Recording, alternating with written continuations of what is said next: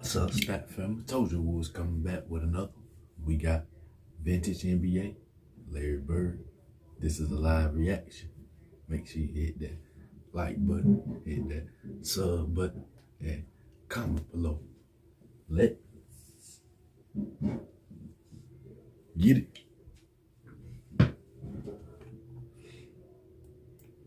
Y'all know we live and legendary now. Big Bird, you're a real legend now. Never get old.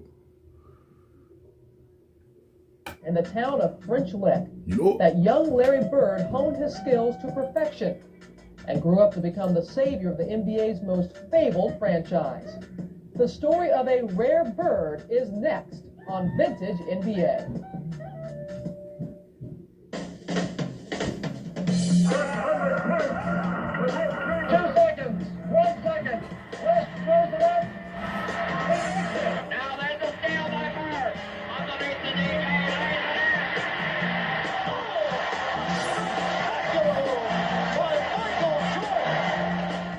Yes, basketball has changed. It's always been a great game, but now it has a new spirit. He dunks like Dr. J. He might be the new Iceman. In modern day, Wilt Chamberlain. He looked like Magic Johnson. The future has arrived. You are watching what greatness is all about.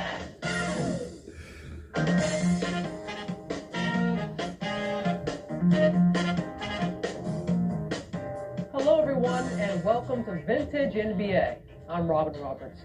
Today we devote our show to one of the game's all-time greats, the player known as Larry Legend, Hall of Famer Larry Bird. During the 80s, he led the Boston Celtics back to glory while also helping to revitalize the NBA. And when his playing days were over, Larry returned home to Indiana, this time to be a coach as he took charge of the Pacers. There he got to coach a player who's a master of clutch shooting just like Bird himself. He's Reggie Miller, and this week he's in the chair, talking about what it's like to play for a legend. Growing up in California, everyone hated this man. Between the Lakers and the Celtics rivalry, no one really wanted to hear anything about Larry Bird. One way or another, Bird kills you. But being a shooter and a scorer, I could respect Larry. Larry Bird with a big three-point bomb. He made big shots, he made big plays, he made his teammates better. Here's Larry Bird chucking down the court. He did it all. This game is Larry Bird. I mean, he's doing everything.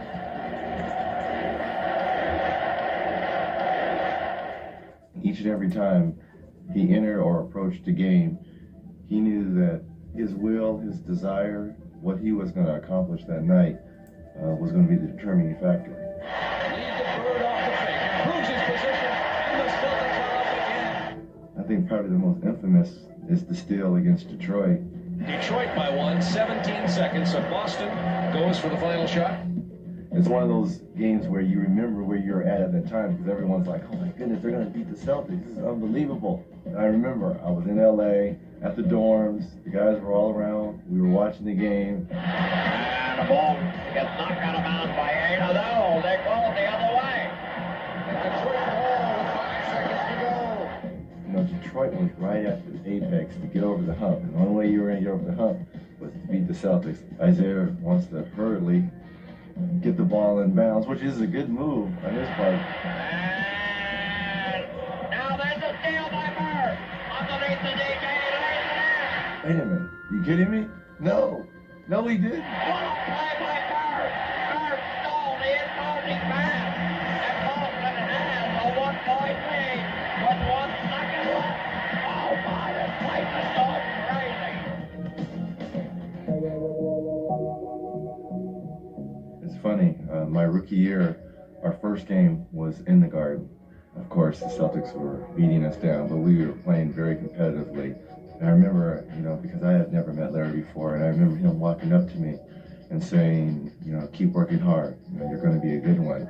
And for him to say that to me, and I'm on an opposing team, and he doesn't know me from Adam, that really meant a lot. Come on, guys. It's going to take time here. Let's go. 1, 2, 3, dig.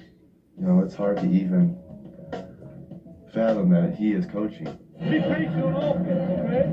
Take your time. You get whatever you want. During the games, when we're making runs and we're getting back into the game or we're stretching the lead, you know, he'll always look at me and say, if you got a chance to shoot a three, to put the dagger in, do it. Picks up Mullen, kicks it to Jackson. Miller, a wide open three. It's good. The pitch out to Miller for three. Reggie Miller with a cold-blooded three. We all know that Larry, he lived this game, and he poured his heart and soul into this game. And Coach would have played this game for free because of the love of the game. But what I like the most about him is he still hates to lose, even in the coaching ranks. Every time he steps on the court, he doesn't know the word lose. He just wants to win. Reggie says he would have loved to have played alongside Bird, but the next best thing is playing for him. Now Larry had never coached at any level before joining the Pacers, but his on-the-job training went pretty smoothly.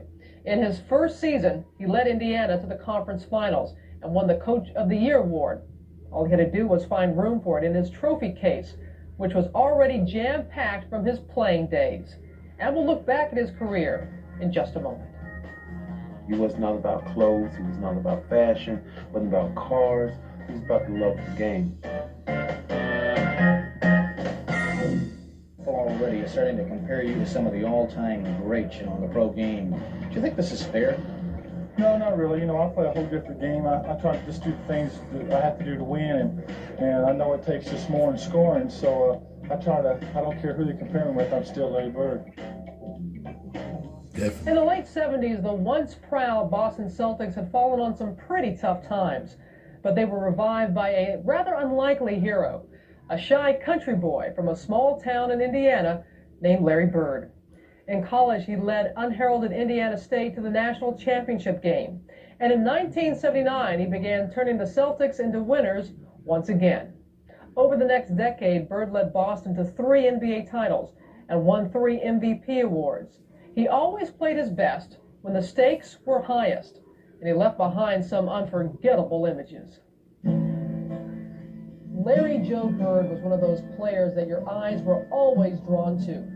Maybe it was his blonde, almost whitish hair, or his ruddy, pale complexion, or the way he single-handedly placed a small, anonymous rural school on the basketball map. Remember the way he used to rub his hands dry in the bottoms of his sneakers?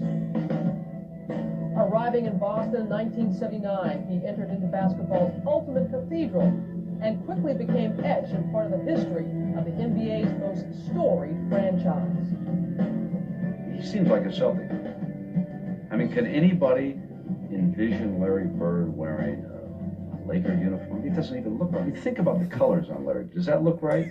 I don't think so. And as if performing from a written script, this unique player rescued a fallen dynasty while embodying all the qualities of past Celtic greats. The deft passing of Bob Cousy, the burning intensity of Dave Cowens, the art of the steal like John Havlicek.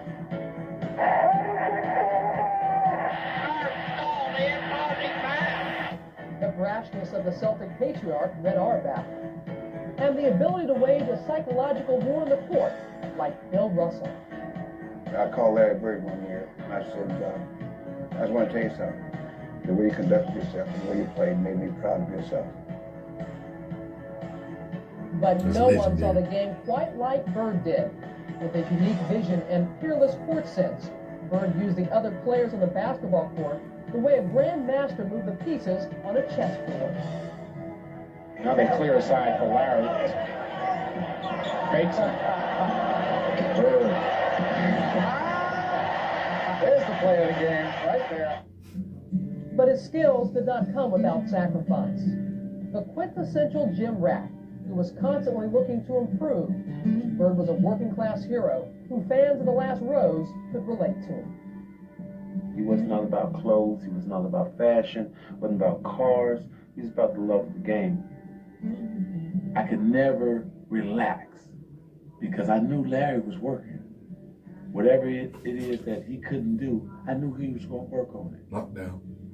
The combination of his superior talents and his reserved, sometimes cryptic personality made him all the more fascinating to the entire country. and his background only added to his mystique. Hailing from a small town that seemed almost fictitious, he appeared to be more like a Mark Twain character than a basketball impresario. Like the quiet drifter in an old western from a bygone era, he possessed an innate destroyer instinct, always knowing how to put away his opponents. Well, I had a lot of confidence that I had an opportunity to do something to help our team win. If it came down to that last shot, I wanted to take it. 2 seconds left. The Bullets by 1. Aims to Bird. He gets a good shot in the Celtics winner. Incredible. Sunshine through. They throw to Bird. Here comes Bird. Puts it up. Counts the bucket. We're tied at 104. And Bird will go to the line for his 51st. 2-point Maverick lead. Bird's the man they want to have it. Yes, indeed. Bird for 3. Yes, Larry Bird for 3 with 4 seconds to go. Celtics lead it by 1. What can you say about Larry Bird? Hitting so many clutch baskets time and time again, it was amazing that teams couldn't devise a way to stop him. And on those rare occasions when he did miss his mark, he did so with a quality that made him heroic, even in defeat. He was just a phenomenal teammate who could do anything and everything by himself, but always in the framework of the team. I care about my teammates. I want to see my teammates do well. He personified that. I liked it when everybody was involved. You know, you play as a team, you win as a team, you lose as a team. Never seeking public attention, Bird exuded a quiet inner dignity. A reluctant hero, he preferred to let his play on the court speak for itself, which in turn made him even more endearing. Larry Bird, just, whew. We better move on because we'll be here for hours talking about him. Touching the hearts of everyone who watched him play, he left behind a sense of wonder and a lasting legacy. He was Larry Legend. Larry left an indelible mark on the game and surprised many people along the way. He was often told he couldn't run, couldn't jump, and didn't have the athleticism for the NBA. But whatever he lacked physically, he more than made up for with intensity, intelligence, and sheer hard work. From his childhood in French Lick, Indiana, to his final days in Boston, Bird never stopped working to improve. He was nicknamed the Hick from French Lick.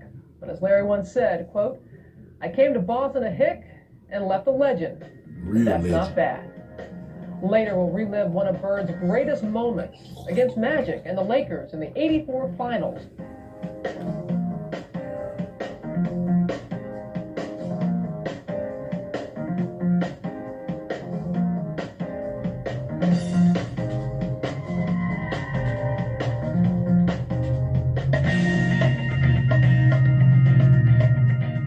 Welcome back, everyone, to Vintage NBA. The careers of Larry Bird and Magic Johnson will forever be linked. They had one of the NBA's greatest rivalries. As we log on to the Vintage NBA page at NBA.com, it says that Johnson's Lakers took 2 or 3 NBA finals from Bird's Celtics. And you couldn't have had 2 more perfectly cast rivals. Magic, the flashy showman who embodied the glitz and glamour of LA, versus the poker-faced blue-collar Bird who symbolized the tradition of Boston. When that game was coming up 2-3 weeks out, people were preparing then. And both cities just, as soon as we hit town, it was like the devil hitting town. You know, it's like, oh, the devil is here. You know, yeah. I mean, the baggage guy at the airport. Oh, Magic, Larry's gonna kill you tomorrow. There's no magic here. This is Larry Bird town. The Larry Magic rivalry was so captivating it was even turned into a TV commercial, one that featured Johnson invading Bird's home turf.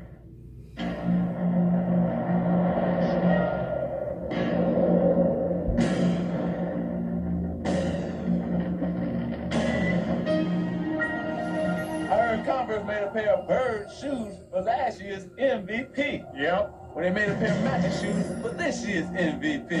Okay, Magic, show me what you got. The Bird Shoe, the magic shoe. Choose your weapon. But you forgot about that commercial, huh? One man who recognized the value of one-on-one competition was Magic's former coach, Pat Riley, a master motivator and one of the NBA's greatest coaches. I don't think you ever get anywhere in life unless you develop an adversary. And you want to have an adversary, an opponent, an enemy in your business that's going to motivate you, that's going to bring out the best in you. Great rivalries have always been a hallmark of the sports world, but head-to-head showdowns aren't just limited to the athletic arena. Throughout history, adversaries have been duking it out. Some of the best? So glad you asked. Way back when, there was a battle waged between Grant and Lee, just a little dispute that developed into the Civil War. In West Side Story, the Sharks and the Jets rumbled for the rights to their turf, the streets of New York. King Kong already owned New York and the Empire State Building, but he had to fight Godzilla for the mantle of greatest monster. For many years, the Cold War raged between the U.S. and the USSR. Luckily, that one never came to blows. But it does come to blows every Saturday morning between these two. The funny thing is, the Roadrunner seems to win every time. Now, of course, we couldn't get to all the famous rivals. For instance, the Hatfields and the McCoys will have to wait for another show. We only have so much time, folks. But we do have a little battle between the NBA's arch enemies, the Lakers and the Celtics, coming up. They'll square off in the 1984 finals in one of Larry Bird's greatest moments, a pressure cooker that came to be known as the Sauna Game. So stay with us.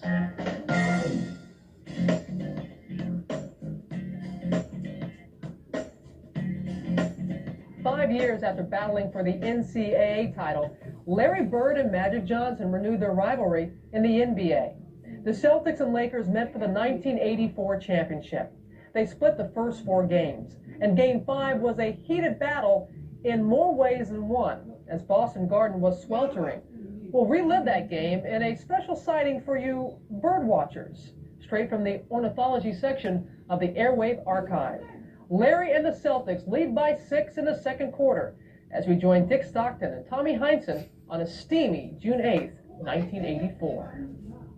Everyone is hot, over 90 degrees, and moving toward that century figure. Boston Garden's idea of air conditioning is to open all the doors and have the ushers blow hard. 8:25 remaining in the first half. The Celtics have committed 2 team fouls, the Lakers 1. And the free throw by McGee. McHale on the follow-up.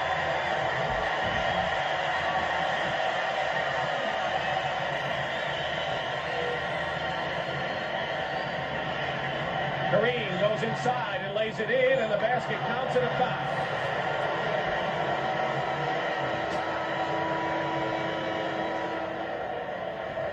So after McGee missed, the Celtics scored, and now Kareem, double team. They're really surrounding him. Everybody's back in the paint, but boy, what a nice super move. That was really a terrific move by Jabbar to free himself. But Kevin McHale has 4 personal fouls. McHale has 4 fouls and remains in the ball game. Cedric Maxwell will undoubtedly replace him momentarily. So the Celtics may not be getting that much out of McHale beyond what they've seen. McHale is fouled, and the crowd cheers derisively at the officials, who think it's been all in favor of the Lakers so far. Well, McHale goes to the bench right now with those 4 personals as Maxwell arrives on the scene. But McHale, they feel that he is their real big advantage at power forward. Nobody in the Lakers can guard him. Or at least that's what Casey Jones feels. He's had some troubles against his 1 foot in the paint defense by Pat Riley. The last ball game, he got his shots off, but didn't hit them. McHale goes out with 10 points. Are the Lakers playing it as tight inside as they have in the previous games? Well, we're seeing a little bit more outside now. Bird is starting to move outside, or another one of the Celtics, a little bit more movement in their offense. So the Lakers are not packed in as much? No. Bird, blocked from behind. Still Boston ball. And it was Magic Johnson who came from behind Larry Bird to get a piece of that one. 7:40 remain in the first half. The Celtics by 5, now 7, as Dennis Johnson is in double figures with 10 points. Magic Johnson, Cooper, Rambis, Kareem, and Worthy, the same 5 that started the game. The Celtics, pesky as well as the Lakers are, tipping loose balls. I tell you, Johnson is playing like a man possessed. DJ, Dennis Johnson. And you know, Magic always does. 7 on the shot clock. Magic Johnson with a screen from Rambis. It's his first outside shot. He's underrated in that department. That's his 4th point of the ball game. 40-35 Celtics. Buckner has seen a lot of action here in this first half. Parrish. Rambis the rebound. As an unheralded man on the Lakers, Greg Rambis, boy, he does a blue-collar job for this team. Magic Johnson is on a hot streak. It's 2 in a row. And now the Lakers have come within 3. They had a 6-point lead in the first period. The Celtics moved out to 8. And this basket counts. Larry Bird gets the basket. He has 10 points and will have a chance for a 3-point play. And you see Larry Bird, great pick by Parrish. Michael Cooper is going to be facing all those bodies on picks. And here's the foul. 3-point possibility. Bird misses the free throw, so let's see how they match up. It is par on Worthy, and you know the Lakers will try to take advantage of that. Here's Worthy. Buckner on Magic Johnson. Dennis Johnson's on Cooper, and the sky hook. The sky hook has really not been in sync that much for Kareem in this series. His rhythm seems to be off with it. You know, there's a certain rhythm you develop shooting a shot. The Celtics have been bumping him a little bit. He's trying that rhythm. Larry Bird. You ever seen many players who can shoot off balance as a forward like Larry Bird can? Very, very few in my entire stay in the NBA. Anyone like him? Did you think about it? Well, the close guy I can think to him is Paul Westphal. Magic Johnson, who's found his shooting eye from outside, now has 8 points. He is the leading rebounder in the series. In fact, has been shooting 67% as the Lakers coming in with a gaudy shooting percentage. 97 degrees inside ancient Boston Garden. And a Laker foul called against Michael Cooper. It'll be Cooper's 3rd personal foul. 3 on Cooper, and that is the 14th foul on the Lakers. The Celtics have 3. Bird, a 3-pointer for Larry Bird. And the Celtics are up by 6 points again, 47-41. Here's a pick and roll engineered by Magic Johnson to James Worthy, who rolled to the hoop. And it's a 4-point lead again. Worthy, the rebound. And now Kareem looking up court. Cooper. Magic Johnson. Dennis Johnson won't let Magic free. It's good defense. And there's Magic Johnson finally finding an open space. Bird the rebound on the missed shot. Under 5 minutes to go, first half. Dennis Johnson. All the way in. And the Celtic bench is up. And a steal by Bird.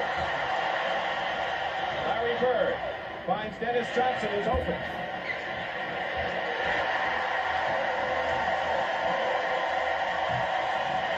And Pavlov wants a timeout. And it's a great timeout, Dick, because the Lakers are dead tired right now. They're all with their hands on their hips. And for a fast break team with speed, that's not a good sign. I remember that hot box. It was hot. Everybody's sweating already. The game is still hour away. Everybody's just sweating, just anticipating this game and what's going to happen. It was the highest level of basketball that I ever played. You didn't sleep before you played the Celtics. You were so excited. You were playing the game before the game actually was played. You were wondering what Larry Bird was going to do. you know, Robert Parrish, Kevin McHale. I mean, that's basketball. That's basketball. Oh, man. Right about that. And it was basketball at its best in the '84 finals as Magic and Larry battled it out. They also had to battle the heat, which climbed to 98 degrees at courtside. Actually, Bird said he didn't mind the conditions that much. He said he would just run faster to try to create his own breeze. Whatever he did, it was working, because the Celtics now lead by 3 in the third quarter as we return to Game 5 of the '84 finals. And talking about the shooting percentage, the Celtics have the edge, but right now it's slimmed down. Boston shooting 47%, LA 45%. The Celtics have not hit 50% in any game so far, and the Lakers have been under 50. Maxwell has it knocked away by Magic, and Henderson is there, and that breaks a 7-point string by the Lakers. 5-point lead for the Celtics. We're nearing the halfway point of this third session. McAdoo way over Bird. Kareem crashes the board, but Parrish comes out with it. And here's a Celtic break. Johnson. Bird. 23 for Larry Bird. That did not come out of the playbook, though. Kareem inside. Blocked by Parrish. Taken back by McGee, who challenges Robert Parrish and goes in with the shot. That's the poor outlet pass that time by Parrish. Made a great play, and then a poor pass. Kevin McHale, with his 4 personal fouls, has been on the bench a long time, since early in the second period. Kareem steals to Worthy. McGee, Henderson fouls it. Gerald Henderson fouled McGee and probably saved the basket in the process. Here is McHale back in the ball game. He comes back with 4 fouls. And Swen Nader returns for the Lakers, and Kareem goes out. Abdul-Jabbar has 14 points and 5 for 21 shooting. McAdoo.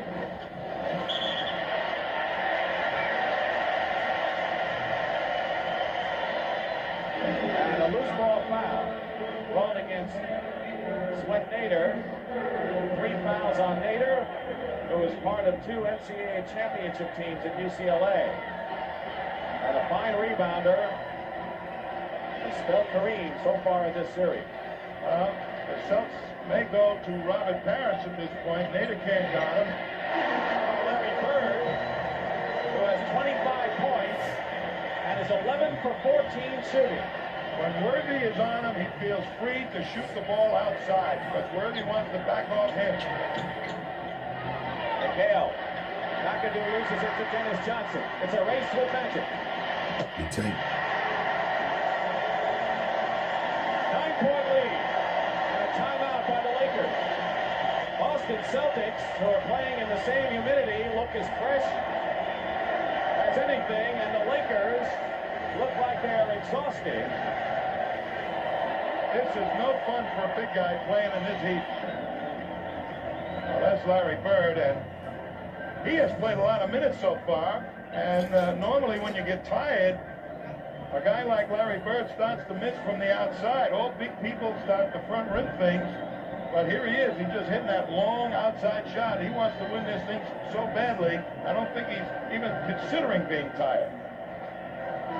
Tommy, you've had a lot of rough nights in a lot of heat, and I know Greg talked about that triple overtime with Phoenix. Was that the most grueling night you spent here? It sure was. I got dehydrated in that triple overtime and passed out in the locker room in front of the press. Now there's Kareem.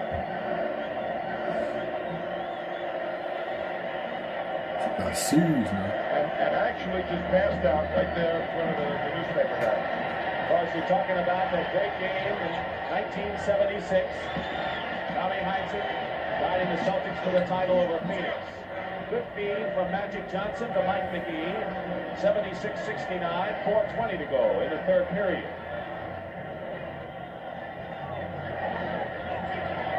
Henderson, alley-oop, Parrish. So Parrish got behind McAdoo and he went back door and it worked. Well, Nader was playing the play. He thought he was going to try and come to the low post, and they double-crossed him. A little alley-oop to Barrett.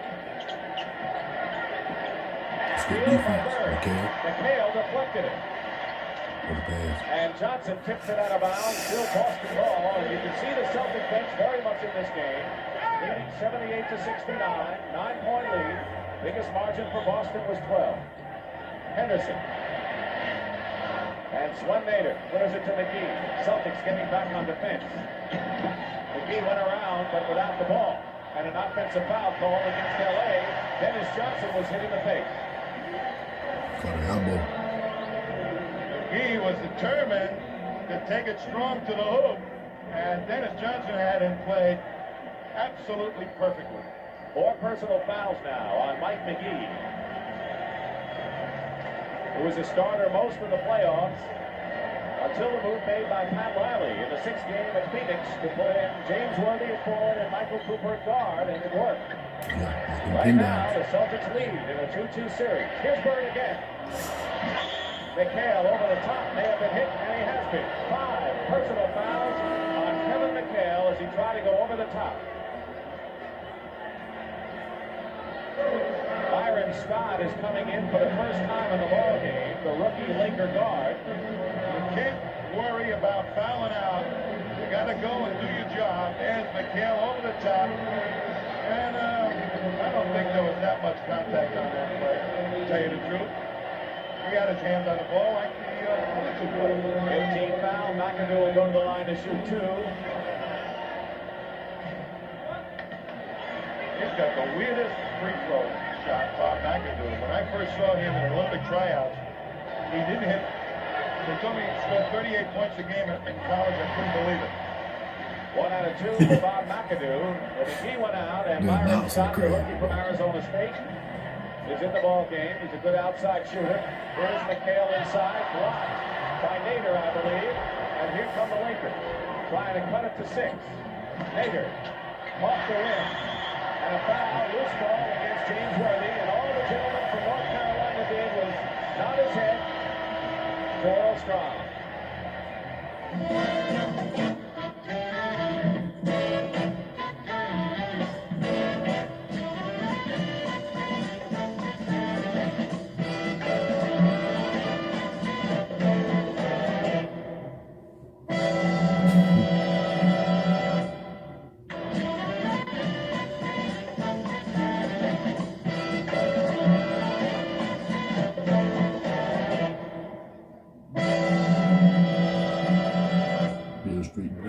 Here comes the big guy. Kareem Abdul-Jabbar comes into the ball game. He probably used up the whole bottle of oxygen. Anything that helps. So Kareem is back. He has scored 14 points. Danny Ainge is back in the ball game. If he starts floating, we'll know it was helium. But when he gets up to the banners, then you'll know something, right? Here's Kevin McHale, who's playing with 5 personal fouls. Why is Casey Jones keeping McHale in the game with 5 fouls? Casey believes that he needs McHale in the ball game right now to make his statement. And McHale will play hard with 5 fouls. They still got Maxwell on the bench. They're in foul trouble, although Maxwell's getting ready to report in. Dennis Johnson on Magic Johnson. McHale is on Nader. Nader and Kareem, 2 big guys in the lineup for the Lakers. James Worthy didn't get the roll. And the Celtics looking to open it up to 11. Here's Dennis Johnson. They do. Good shot, DJ. 19 for Dennis Johnson. He had 22 in his coming out party Wednesday night in the Forum. 81-70, Boston. Here's Byron Scott. They want him for the outside shooting. Nader gets the offensive rebound, and they call a Boston foul. Both teams in the penalty. Nader will shoot. Danny Ainge commits the personal foul. McAdoo also going for the oxygen. So the Lakers, who have had oxygen at their bench in previous series in places like Denver and in Phoenix, having to use it for the first time in Boston as Worthy goes out. Worthy has 18. Scott in the ball game for his outside shooting. Wilkes for that outside shooting, perhaps to get Kareem some better inside shots. If Scott and Wilkes can get those outside shots, going to open up and once again for Kareem. McHale with 5 fouls is on the bench. Maxwell replaces him. The Lakers, do they have a running kind of team out there now, in your opinion?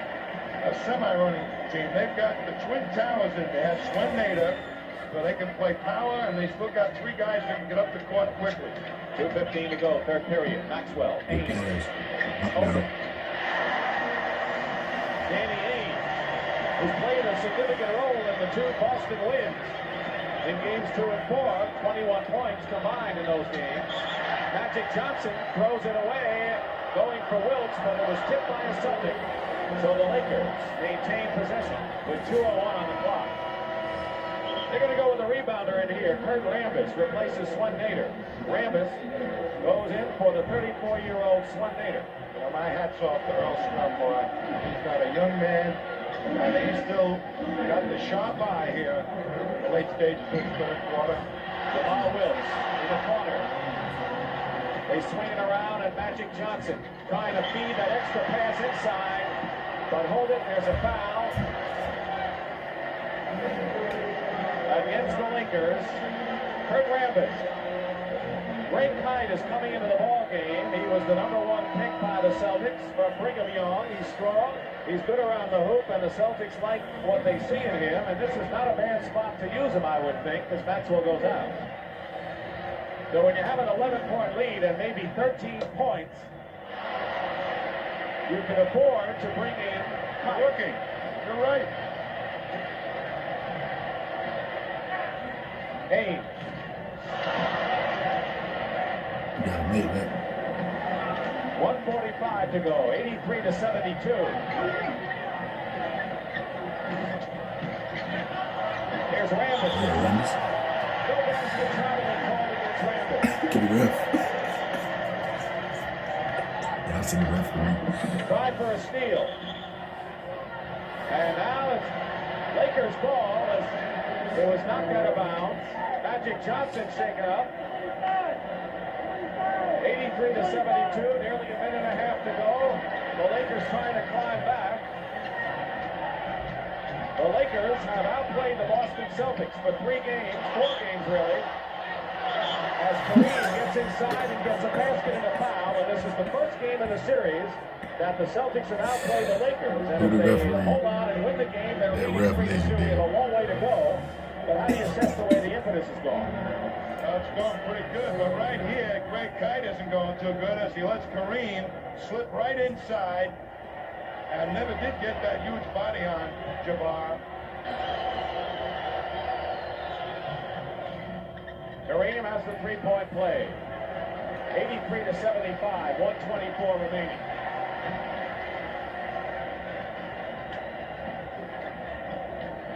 Ainge to Bird.